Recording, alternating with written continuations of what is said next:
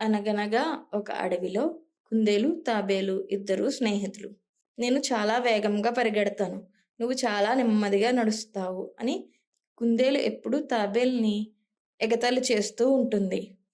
ఒకరోజు తాబేలు, కుందేలు ఇద్దరూ పరుగు పందెం పోటీ పెట్టుకుందాం అని అనుకుంటాయి. కుందేలు, తాబేలు ఇద్దరూ పోటీకి సిద్ధం అవుతారు.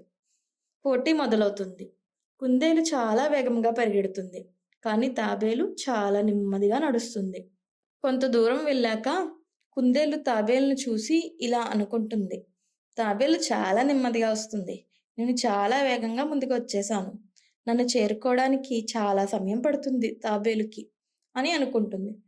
అంతలోపు మనం కొంచెం సేపు ఈ చెట్టు కింద విశ్రాంతి తీసుకుందాం అని పడుకుంటుంది. కొంతసేపటికి తాబేలు కుందేలు దగ్గరికి వచ్చి చూస్తుంది. కానీ కుందేలు గాఢ నిద్రలో ఉంటుంది.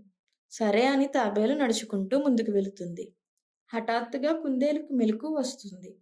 వెంటనే నిద్రలో నుంచి లేచి చూసేసరికి తాబేలు చివరి గీత దగ్గర ఉంటుంది.